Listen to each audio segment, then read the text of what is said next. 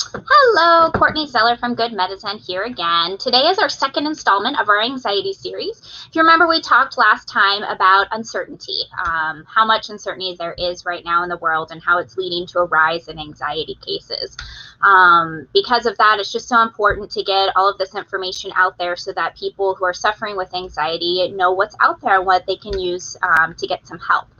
So today I'm going to be interviewing Dr. Clara Doctolero. She's a doctor of psychology located right here in the Medical Dental Building in Seattle, Washington. I was really drawn to her when I was looking through her website, and she has this quote. She says, "I teach my patients skills so that eventually they won't need me anymore." That really just resonated with me because that's how I run my practice as well. As healthcare practitioners, our job is really to provide resources, modalities, and skills so that people can go on their own healing journey. We're just here to support them. So having someone with that same philosophy just really resonated with me, and I'm really excited to have her on the show. So here is Dr. Clara Doctolero, and let's go ahead and dive right in. So first, Clara, can you tell us a little bit about about your practice? Oh, sure. I'm the owner and clinical psychologist at the Seattle Psych Studio. We've been open since 2014 for individual therapy. I am formally trained in DBT, dialectical behavioral therapy, CBT, cognitive behavioral therapy, behaviorism, and mindfulness. Essentially, there's about 30 to 40 different skills from these different areas of therapy that I teach my clients to, as you had mentioned, to eventually use them on their own. I love it. So what got you into this? I have to think about that. Largely because I started in the late 1990s. I worked with autistic kids, which at the time was I do refer to as my first love. I gained very strong behaviorist skills, and then from there I went on to graduate school and opened the door to me for individual therapy, largely with teens and adults. I went from working with Native Hawaiians at the Waianae Comprehensive Hospital in Hawaii I moved here to Seattle. My initial postdoc was at the Veterans Hospital. I did research with drug addictions there. And then I eventually got formally trained alongside with Marsha Linehan, the developer of DBT, and Jennifer Sayers at EBTCS Seattle, doing a formal postdoc in DBT. And of course, all the cousins, the CBTs, the mindfulness, all kind of along with it. This is over, and this has been over 10 years ago by now. So I've been in practice since. That's wonderful. I love it. Lots of experience there. So through your experience seeing many patients over the years, what have you noticed to be the biggest struggles that many people with anxiety experience? For me, it's not necessary. It's anxiety plus all the emotions. And by and large, what I feel that most people struggle with is understanding themselves. Understanding that emotions are actually a set or cluster of physical sensations. So you feel your emotions in your body, right? In addition to anxiety, right? Anxiety is like chest in your pain in your chest, rapid heart rate. Me, I sweat. Me, I get tunnel vision. I can't see anything else but my goal. And so part of it is understanding how you as a human, what I say to my clients, came to this earth and how you physically feel your body as it translates in emotions. Of course, there's thoughts along with that too. So we're looking at both physical sensations and thoughts. Who knows what's the chicken or the egg? That's my job, is to help clients figure that out, and then to be able to understand how they're responding and different ways to move forward. I love that. That's a lot of, so we kind of work on opposite ends of the spectrum. So for me, I talk a lot to my patients about how you can have these physical symptoms of the rapid heartbeat, palpitation, shortness of breath that could be caused by a physical problem, right, but we're also stressed out all the time, that we can always find an association. So it creates this downward spiral of that chicken or the egg that you talked about. Is it physical? Is it emotional? Is it both? And at some point it becomes this kind of big mess. So I love that, I love it. All right, what do you think are the biggest myths about anxiety or the treatment of anxiety? I think the biggest myth of anxiety is that because you have anxiety, you have a sickness. I think that anxiety is a human experience. I think that you're human, you have emotions. Anxiety is just one of them. I think that anxiety, like all emotions, occur on a temperature scale. Like a low level, maybe you're worried, maybe, and it rises alongside. Most people don't realize this. When your emotional temperature rises, so does your body temperature at times too. So you could be worried, then you're stressed, then you're anxious, then you have a panic attack. And so because anxiety has fight, flight, freeze response, if you look at us in cave people days, that had a function, right? If there was a bear in the room, your job is to do something, right? Your job is to protect the tribe. We fast forward to 2021.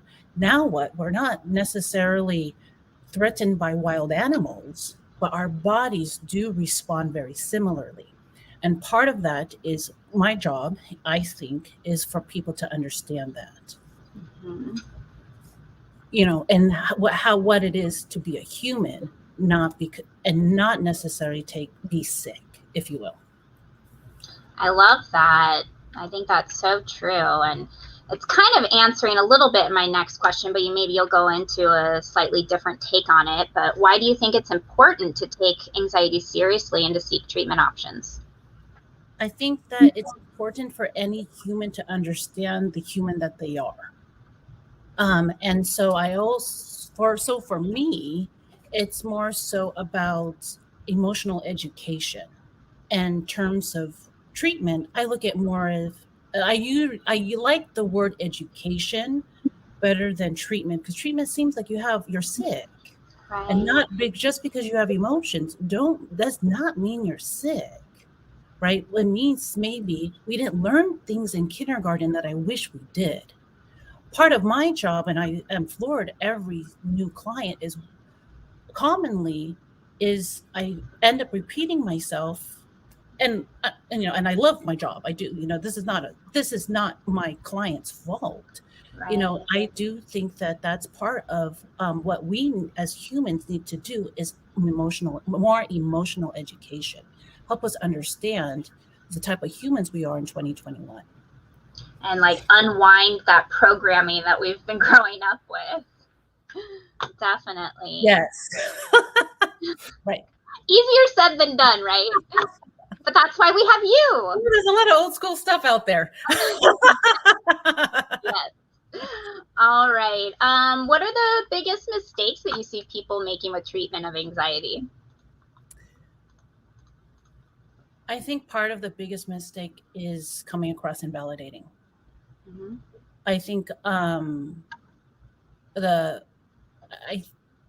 mistake, or whatever you want to call it, by and large, I do think practitioners can really focus more on how to be validating when one experiences intense emotions. When you look at anxiety and the physical the sensations of anxiety can be really intense. Right. And I think there's a way that we all could be very validating about that. I also think that we can all work on being more hopeful. That this is a problem that has many solutions. We can focus on, hey, because there's so many different types of humans, thank goodness there may be different types of ways that match your needs, right? So that you can, get the help that you need.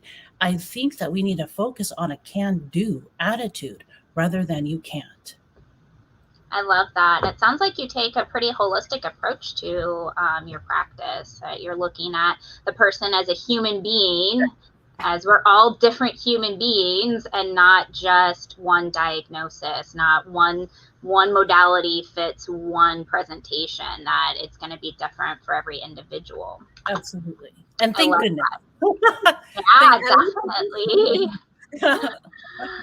All right. Well, and also I think you already kind of hit on this with looking at hope and validation, but is there anything else that you think can be done to figure out this situation and make it better? You know, my dream is that at some point we do have emotional educations in the school. Mm-hmm. My dream is, even though I do realize it's a long road, perhaps, to get to that dream. But I do think that, you know, as little ones, you can start by identifying and encouraging, if you're a parent, you know, encouraging your child to start identifying where that feels in their body when they're upset, where it feels in their body when they're sad, you know, when they're crying, right? When they're happy, right? Even for us now, because it changes. Yeah. Right. My sensations now at my age are way different than my sensations when I was a teen. Let me tell you. You know? But you're open to that, right? You're open to that movement, right? Yeah. I love that. I mean, I feel like we're so disconnected from our bodies in some ways. I mean, we all can feel physical pain and we all have these feelings, but putting the name to it is difficult. Oftentimes, when I have patients come in with their chief complaint of anxiety, one of my number one questions is, what does it feel like physically when you're anxious? And more often than not, people don't really know how to do that. They'll start talking about racing thoughts or all of these kind of nebulous things, but it's really hard for them to think about, unless they're having panic attacks, of course, but anything below, and I don't want to use below because it could be just as horrifying of an experience, but they have a hard time naming it. So I think that's really interesting to think about, you know, as we start to understand it more ourselves, then to help teach our children that from a young age, to see if this new generation could be more in touch with that. I love that. Yes. Anything else that you just want to tell us about? Well, you know, let's see. I guess if you can find me at my website, seattlepsychstudio.com. That's the best way to reach out to me. If you, you know, want to reach out to me. Most of the information on my website is pretty thorough at this point. So you're more than welcome to take a peek. Perfect. That was my next question. So you're on top of it. All right. Wonderful. Well, thank you so much for your time. And hopefully we can have you on again and tackle another topic. Okay.